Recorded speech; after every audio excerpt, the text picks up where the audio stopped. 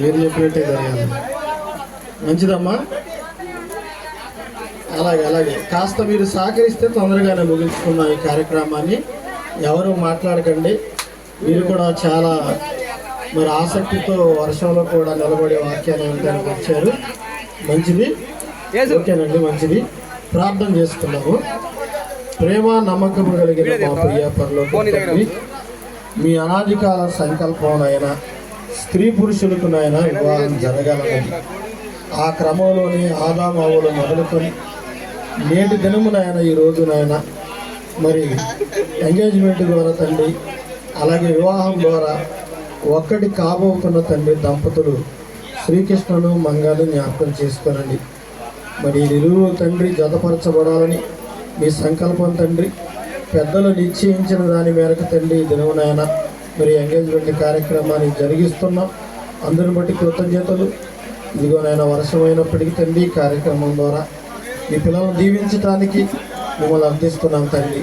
ఇప్పుడు వచ్చిన బిడ్డలందరినీ దైవజనులను జ్ఞాపకం చేసుకోనండి. జరుగుతున్న కార్యక్రమం అంతట్లో తోడుగా ఉండండి. ఇందు నిమిత్తమై తండ్రి కొన్ని సంగతులు మీ గ్రంథం నుంచి మేము ఆలోచన చేస్తూ ఉండగా మా అందరికీ కనువిప్పు కలిగించమని కోరుకుంటూ క్రీస్తు వారి పుణ్యనామమున ఈ ప్రార్థన అడిగి వేడుకుంటున్నాం మా తండ్రి. ఆమేన్. నేటి ఎంగేజ్మెంట్ కార్యక్రమానికి ఇచ్చేసిన దైవజనులకు, అలాగే మరి జతపరచబడబోతున్న మరి కుమారుడు కుమార్తెకు చేరి వచ్చిన మీ అందరికీ క్రీస్తు పేరిట శుభములు తెలియజేసుకుంటున్నాం. ప్రియులారా, ఈ భూమి మీద మనుషులుగా పుట్టిన మనమంతా కూడా ఒకనాడు ఆదాము అవల గర్భాల గుండా వచ్చిన వారమేనన్న సంగతి మనందరికీ తెలిసిన విషయమే. మాట్లాడకండి, ఒక 10 నిమిషాలు వినండి వాక్యాన్ని శ్రద్ధగా. మీరు మాట్లాడితే ఆలస్యం అవుతుంది. మీరు మాట్లాడిన అవసరం లేదు కదా. నా మాటలు వినండి కాసేపు, దేవుని మాటలు. ప్రియమైన దేవుని వాళ్ళారా, ఈరోజు భూమి మీద ఉన్న ప్రస్తుత జనాభా 800 కోట్ల మందికి పైగా ఉన్నారు. ఈ 800 కోట్ల మంది పైచీలుకున్న ఈ జనాభా అంతా ఎవరి ద్వారా వచ్చారు? వీళ్ళందరూ కూడా ఎవరి ద్వారా వచ్చారండి? ఎవరి ద్వారా వచ్చారు? ఆదాము అవ్వల ద్వారా వచ్చారు. మొట్టమొదటిగా ఈ ప్రపంచంలో పెళ్లి జరిగింది ఎవరికి? ఆదాము అవ్వలకే. వాళ్ళే మన తల్లిదండ్రులు. వాళ్ళ గర్భాల గుండా మనం అంతా కూడా ఈ భూమి మీదకి వచ్చాం. ఆదాము మొదలుకొని ఇప్పటి వరకు ఎన్నో కోట్ల మంది చచ్చిపోయారు. ప్రస్తుతం బ్రతికున్న వాళ్ళు 800 కోట్ల మంది ప్రపంచ జనాభా. మరి ఈ ప్రపంచ జనాభాలో యుక్త వయసులోకి వచ్చిన వారందరికీ పెళ్ళిళ్ళు జరగాలని దేవుడు కోరుకున్నాడా లేదా? కోరుకున్నాడు. ఇప్పటికే మీ అందరికీ కూడా వివాహాలయ్యి మనందరం కూడా పెళ్ళిళ్ళు చేసుకున్నాం, పిల్లల కన్నాము. ఇది దేవుడి సంకల్పం కాబట్టి ఖచ్చితంగా యవన ప్రాయంలో ఉన్న స్త్రీ పురుషులకు ఏం జరగాలి? వివాహం జరగాలి. అది దేవుడు నిశ్చయించింది. అందుకే అబ్రహాం గారు మన అందరికీ తండ్రి, విశ్వాసులకు. ఆయన కూడా తన కుమారుడికి పెళ్లి చేయాలని కోరిక కలిగినప్పుడు, ఎందుకంటే ఆయన చనిపోబోయే సమయం వచ్చింది, ఆయనకి చాలా వయసు నిండింది, బహుకాలం నిండింది, వృద్ధుడైపోయాడు. అప్పుడు ఏం చేశాడంటే తన ఇంటిలో పనిచేస్తున్న పెద్ద దాసుడైన, అమ్మా మీరు చెప్పేది వినండి, వాళ్ళు కెమెరామెన్ గారు వాళ్ళ ఫోటోలు తీసుకుంటారు, మీరు చెప్పేది వినండి, చూస్తారులే అమ్మ. పిల్లరా ఏర్పాట్లు వాళ్ళు ఉంటారు.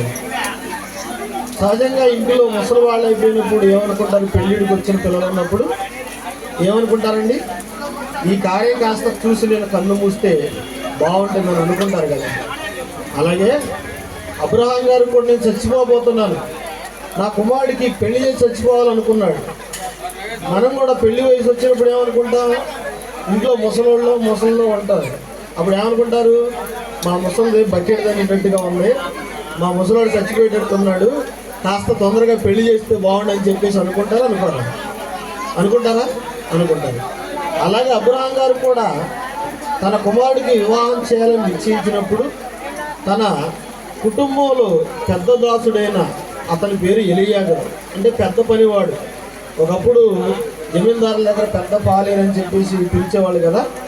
అలాంటి ఒక గుమ్మస్తాని తాను ఏ దేశం నుంచి వచ్చాడో ఆ దేశానికి పంపించి, ఈ దేశపు కుమార్తెల్లో ఎవరిని కూడా నేను చేసుకోను, కనానీయులు ఏంటి వాళ్ళ విగ్రహారాధికులు, వాళ్ళ నేను చేసుకుంటే నా కుమారుడు కూడా మార్చేస్తారన్నట్లుగా నా సొంత జనాంగం దగ్గరికి వెళ్ళి ఒక స్త్రీని చూసి తీసుకొని రమ్మని ఎలియాజరును పంపించాడు. ఈ ఎలియాజరు గారు ఏం చేశారంటే ఒంటెలను తీసుకున్నాడు, పరివాళ్ళను వెంట పెట్టుకున్నాడు, బంగారాన్ని తీసుకున్నాడు, బయలుదేరాడు ఆ ప్రాంతానికి, అబ్రాహాం గారి సొంత ప్రాంతానికి బయలుదేరాడు. అలా బయలుదేరినప్పుడు ఏం జరిగిందంటే వెళుతూనే ఈ ఎలియాజరు గారు ఏమనుకున్నారంటే, నా యజమాని కుమారుడు చాలా మంచివాడు, 40 సంవత్సరాలు వచ్చినప్పటికి కూడా ఏ తప్పు చేయలేదు, అలాంటి నా యజమాని కుమారుడు చాలా మంచివాడు కాబట్టి అతనికి తగ్గ ఒక మంచి పెళ్లి చేస్తే బాగుంటుందని అనుకున్నాడు. అప్పుడు అతను మనసు అదేంటంటే, ఏ స్త్రీ అయితే నాకు ఎదురుగా వచ్చి నాకు నీళ్లు తాగడానికి ఎవరైతే నీళ్లు బావిలో వస్తారో అలాంటి ఒక పనిమంతురాలను చూసి పెళ్లి చేయాలనుకున్నాడు. ఏమంటే సహజంగా ఆడపిల్లలు అందంగా లేకపోయినా పని బాగా చేశారనుకోండి, ఏమంటారు, అమ్మాయి బాగా పని చేస్తుంది, ఈ అమ్మాయిని చేసుకునే వాడు అదృష్టం ఉంటుంది అనుకుంటారా అనుకోరా? ఏమంటే అమ్మాయికి బాగా అందం ఉంది కానీ ఏ పని చేయదు, బద్దకస్తురాలు అనుకోండి, ఆ అమ్మాయిని ఎవరైనా చేసుకోవడానికి ఇష్టపడతారా? ఎవరు ఇష్టపడరు, పనిమంతురాలు కావాలనుకుంటారు. అలాగే ఎలియాజరు కూడా మంచి పనిమంతురాలు చూసి చేయాలనుకున్నాడండి. ఏమండి ఇతను అనుకున్నట్లుగానే ఆ ఊరిలోంచి బావి దగ్గరకు నీళ్లు చేదుకోవడానికి వచ్చారు. బావిలోకి దిగాలన్నమాట. ఒకప్పుడు మెట్లు చుట్టూ ఉండేవి, బావిలోకి దిగి నీళ్లు చేదుకునేవాడు. ఇప్పుడంటే పంపులు వచ్చేసాయి, మోటార్లు వచ్చేసాయి కదండి. కానీ ఒకరోజు బావిలోకి దిగి నీళ్లు తెచ్చుకోవాలన్నమాట. ఇప్పటికీ రాయలసీమ ప్రాంతానికి వెళితే అలాంటి బావులు ఉన్నాయి, మీలో పెద్దవాళ్ళు కొంతమంది చూసి ఉంటారన్నమాట. అలాంటిది ఇతను అనుకున్న టైంలోనే రెబ్కా గారు వచ్చారండి. రెబ్కా గారు వస్తున్నారు, కడవ చేత పట్టుకొని. ఏమన్నా ఆడపిల్లలందరూ వస్తుంటారు కదా నీళ్ళు చేదుకోవడానికి. వీళ్ళని చూడగానే వీళ్ళు అడగకుండానే వీళ్ళు దాహంతో ఉన్నారని గమనించిన ఆ స్త్రీ ఏం చేసిందంటే తాగటానికి కడవలో నీళ్లు పోసిందట. అంతేకాదు, మీరు మాత్రమే కాదు, మీ ఒంటెలకు కూడా నీళ్లు చేది పోస్తారని బావిలోకి దిగటం పైకి ఎక్కటం, బావిలోకి దిగటం పైకి ఎక్కటం. ఏమంటే మనుషులంటే 1 లీటర్ 2 లీటర్ల నీళ్లు తాగుతారు, మరి ఒంటెలంటే ఎన్ని నీళ్లు తాగుతాయి? దాని కడుపులోనే నీళ్ళను స్టోర్ చేసుకుని ఒక సంచి ఉంటుంది, 17 లీటర్ల నీళ్లు స్టోరేజ్ ఉంటుంది దానిలో. కానీ ఇంకా అవి తాగినంత నీళ్లు పోసిందంటే ఆ అమ్మాయి ఎంత పనిమంతురాలండి, ఎంత పనిమంతురాలు. అలాంటి పని చేసి అమ్మాయిని పెళ్లి చేద్దామని చెప్పేసి ఇతను అనుకున్నాడండి. అనుకున్న తడవులోనే ఈవిడ వచ్చింది, నీళ్లు చేదు పోస్తుందండి. సహజంగా కుటుంబాలు బాగుపడాలంటే పని చేసే అమ్మాయిల కోడలుగా వస్తే కుటుంబాలు పైకి వస్తాయా? బద్దకస్తురాళ్ళు వస్తే కుటుంబాలు బాగుపడతాయా? పనిచేసే అమ్మాయి ఏమంటే అంతే కదండి. సహజంగా కోళ్ళ ఇంటికి వచ్చిందంటే గొడ్డు వచ్చిన వేళ బెడ్ వచ్చిన వేళ ఇల్లు బాగుపడాలని కోరుకుంటారు, అంతే కదండి. ఇప్పుడు ఆ స్త్రీ పనితనం చూసి ఆశ్చర్యపోయారు వీళ్ళు. ఏమంటే సహజంగా ఈరోజు వివాహాలు జరగాలంటే ఒకప్పుడు బావులలో నీళ్లు తోడుకునేవాళ్ళు, లేదా చేతి పంపులు ఉండేవి. ఈరోజు మా అమ్మాయి మీ ఇంటి కోడలు అవ్వాలంటే ఇంటి మీద ట్యాంక్ ఉండాలి, సింకులో ట్యాప్ తిప్పితే నీళ్లు రావాలి. ఇదే అనుకుంటున్నారు. ఒకవేళ అవి లేవనుకోండి, ముందు పెట్టించండి తర్వాత పెళ్ళి అంటున్నారు, అవునా కదా? అలాంటి సుఖమరిగిపోయారు ఆడవాళ్ళు. అందుకే బెడ్ రెస్ట్లు, అనారోగ్యాల పాలవటం ఇవన్నీ కూడా. ఒకప్పుడు బిడ్డల కన్యాంత వరకు పని చేసి వచ్చేవాళ్ళట పంట పొలాల్లో, అవునా కదా? అలాంటిది ఎంత పని చేసే స్త్రీ నా కుమారుడికి, నా యజమాని కుమారుడికి భార్య అయితే బాగుండని చెప్పేసి నీళ్లు చేది పోసి అంతవరకు ఏం మాట్లాడలేదు. ఏవిడ అడిగి నీళ్లు పోసిందట. సహజంగా ఎవరిని ఇంటికి వచ్చారనుకోండి, వెంటనే నీళ్ళు ఇచ్చే సాంప్రదాయం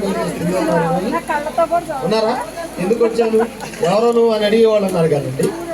అలాంటిది ఆ స్త్రీ నీళ్లు చేది పోసిందంట. ఏమండి ఇది అంతా కూడా నేను చెప్తున్నది, మీరు మరి వర్షంలో ఉన్నారు, బైబిల్ తెలిసి చదివే అవకాశం లేదు కాబట్టి చెప్తున్నాను. మీరు ఇంటికి వెళ్ళిన తర్వాత ఆదికాండము 24వ అధ్యాయం చదువుకోండి. ఆదికాండం 24వ అధ్యాయం. అలా వచ్చిన తోడనే ఆమె చేసిన పనిని బట్టండి నువ్వు ఎవరో అని అప్పుడు వివరాలు అడిగాడండి ఎలియాజరు. నేను పలానా బెతూయేలు కుమార్తెను, లాబానని నాకు ఒక అన్న ఉన్నాడు, ఇదిగో నేను వాళ్ళ దగ్గర నుంచి వచ్చాను అనగానే ఆమె చేసిన పనికండి బంగారపు కడియాలు ఆమె చేతికి తొడిగాడు. ఏది నీళ్లు పోసినందుకే, నీళ్లు పోసినది కాదండి, ఆమె పనిని చూసి, పనిమంతురాలను చూసి బంగారపు కడియాలు తొడిగాడు. పరుగున ఎత్తుకుని వెళ్ళిపోయిందండి ఆ స్త్రీ. అయ్యా ఇదిగో ఈ బంగారపు కడియాలు చూడండి. ఒక మనుషుడు వచ్చాడు, అబ్రహాము దాసుడట, నేను నీళ్లు చేదిపోసాను, వాళ్ళకి నీళ్ళు ఇచ్చాను, నా పనితనం చూసి బంగారపు కడియాలు తొడిగారు అనగానే, ఏమండి ఎవరా మనుషులు వాళ్ళని తీసుకొని అనగానే లాభం వచ్చి వాళ్ళని ఇంటికి వెంట పెట్టుకుని వెళ్ళిపోయాడు. ఇప్పుడు అడుగుతున్నాడు, నువ్వు ఎవరు, ఎక్కడి నుంచి వచ్చావు? నువ్వు యెహోవా వాళ్ళని ఆశీర్వదించబడిన వాడు కదా, నువ్వు లోపలికి రా, బయట ఎందుకు నిలబడ్డావు అని చెప్పేసి లాభం లోపలికి తీసుకెళ్ళాడు. వాళ్ళకి భోజనం పెట్టారు, ఒంటెలకు మేత ఇచ్చారు. ఆ రాత్రి అక్కడే ఉన్నారు. అప్పుడు అబ్రహామును దేవుడు ఆశీర్వదించే విధానాన్ని ఎలియాజరు చెప్పాడు. ఆహా, మా అబ్రహాము దేవుడు అంత ఆశీర్వదించాడా, అయితే మంచిది. మరి ఈ స్త్రీని నా యజమానుడి కుమారుడికి వివాహం చేయడానికి నేను తీసుకొని వెళ్ళిపోతాను, మీకేమైనా ఆటంకమా అని అడిగాడు. అప్పుడు వాళ్ళు అన్నారు, అవునని కానీ కాదని కానీ చెప్పలేక, ఇది యెహోవా వలన జరిగిన కార్యం అన్నారు. ఇది యెహోవా వలన జరిగిన కార్యం.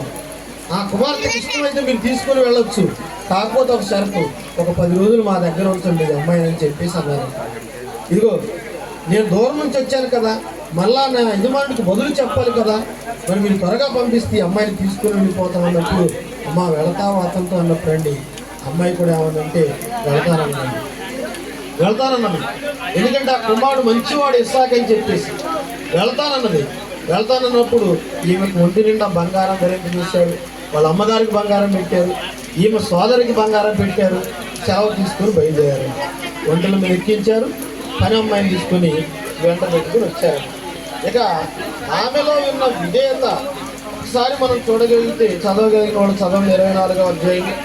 24వ అధ్యాయము 63వ వచనం చూద్దామండి. 63వ వచనం నుంచి ఒక్క మాట చదువుదామండి. సాయంకాలం ఇస్సాకు పొలములో ధ్యానింప బయలు వెళ్ళి కన్నులెత్తి చూసినప్పుడు ఒంటెలు వచ్చుండెను. రెబ్కా కన్నులెత్తి ఇస్సాకును చూచి ఒంటె మీద నుండి దిగి మనల్ని ఎదుర్కొంటకు పొలములో నడుచుతున్న ఆ మనుషుడెవరని దాసుని అడుగగా, ఇతడు నా యజమానుడు కుమారుడని చెప్పను కనుక వెంటనే ముసుగు వేసుకున్నట్టు. చూసారా, మా మాట్లాడకుండా అయిపోయింది, ఒక మాట అయిపోయింది. ఒక్క నిమిషం ప్రియులరా, ఇప్పుడు ఆమె ఆ దేశం నుంచి ఈ దేశానికి తీసుకొని వచ్చారు కదండి. ఇస్సాకు పొలంలో సాయంకాలం ఆ దేవుడికి ప్రార్థన చేయడానికి ధ్యానించడానికి వెళ్ళారట. ఇప్పుడు వీళ్ళు ఎదుర్కోవడానికి వస్తున్న ఆ మనిషిని చూసి ఈ ఒంటె మీద కూర్చున్న రెబెకా ఏమని అడిగిందట, మనల్ని ఎదుర్కోవడానికి వస్తున్నాడు కదా, ఆ మనుషుడు ఎవరు అడిగినప్పుడు అతనే నీకు కాబోయే భర్త అనగానే వెంటనే ముసుగు వేసుకుందని చెప్తారు. చూసారా, స్త్రీ అంటే ఎలా ఉండాలి, అణకువ, స్వస్థ బుద్ధి. భర్తను చూసినప్పుడు ఎలా ఉండాలి, ముసుగు వేసుకోవాలి. మరి మీ ఊర్లో ఉన్నారట ముసుగు వేసుకోవడం కాదు, భర్తలను ముసుగేసి బాగా తన్నే వాళ్ళు ఉన్నారట. చూడండి, ఇలా భర్తను చూసి ముసుగు వేసుకునే వాళ్ళు ఉన్నారా? ఈరోజు అదే జరుగుతుంది కదండి. ఎంత విధేయురాలు, ఏమండి వినయం కలిగింది ఆ స్త్రీ, అవునా కదా? నవ్వుతున్నారంటే ఎవరో ఒకరు ఉండే ఉంటారు మీ ఊర్లో కూడా. చూడండి ప్రియుల, అయితే మా ఊర్లో ఉన్నారు. ఈ రోజు అంతా రివర్స్ అయిపోయింది. మరి ఆ స్త్రీ విధేయత, వినయం చూడండి. మరి ఈ రోజు ఎందుకు చెప్తున్నామంటే ఈ మాటలు, ఇదిగో మీ కుమార్తె మంగ కూడా అలా రెబ్కా లాగా సాటి అయిన సహచారిలాగా శ్రీకృష్ణకు అనుకూలంగా నడుచుకునే స్త్రీలాగా ఉండాలి. ఇక శ్రీకృష్ణ కూడా బాప్తిసం మీ ప్రాంతం వాడే, అతని స్థితిగతులు ఏంటో మీకు తెలుసు. మేము నమ్మకమైన వాడని చెప్తే గొప్పగా ఉంటుంది, మీకే తెలుసు అతని గురించి. అయితే ఇక అతను కూడా తన భార్యను ప్రేమించేవాడిగా ఇద్దరు కలిసి జీవితాంతం కలిసి మెలిసి ఉండాలని మరి పెద్దల చేత నిర్ణయించడం జరిగింది. కాబట్టి చెప్పిన వాక్యాన్ని బట్టి కుమార్తె అర్థం చేసుకున్న ఆ విధంగా జీవితాంతం కూడా తన భర్త కొరకు నమ్మకంగా జీవించేదిలాగా ఉండాలి. అతను కూడా తన భార్యని జీవితాంతం ప్రేమించేవాడిగా ఉండాలి. అందుకే ఇస్సాకు అంత దూరం నుంచి మంచి పరికర్తను తీసుకుని రావాలని వెళ్ళారు. మరి శ్రీకృష్ణుని మేము ఎన్నో సంబంధాలు చూసాం. ఈ సంబంధం కుదిరిన ముందు రోజే ఎవరో రంగమంజంలో కుదిరిందంటే అప్పుడు నేను ఫోన్ చేశాను, నూజోడి దగ్గర ఒక సంబంధం 20 రోజులు పెళ్ళి అయిపోతున్నారు. వాళ్ళకి కూడా కట్నం ఒక 3 లక్షలు ఇస్తా ఉంది అనే కుదిరింది అన్నారు. చూసారా, మనం అనుకుంటాం కదా పెద్దవాళ్ళు ఎక్కడో సంఖలో పిల్లిని పెట్టుకుని ఎక్కడో ఎదుగునట్టు. అమ్మాయి ఎక్కడే ఉంది కానీ ఎక్కడెక్కడో చూసాం కదండి, కానీ దేవుని సంకల్పం ఇక్కడే ఉందని ఇప్పుడు మనకు అర్థమైంది. కాబట్టి మరి వీరిద్దరిని కూడా మనం ఆశీర్వదిద్దాం. ఇది మొదలుకొని వారి వివాహం జరిగేంత వరకు కూడా వీరిరువురు దేవుడు ఆయురారోగ్యాలతో కాపాడి మరి ఆ వివాహం జరిగే దినమంతా వరకు కూడా చక్కగా ఉండాలి. మనం అందరూ కూడా ఆశీర్వదిద్దామని మరి ఈ మాటలు ముగిస్తున్నాను. సెలవు తీసుకున్నాం. జరగనున్న కార్యక్రమాన్ని అయ్యగారు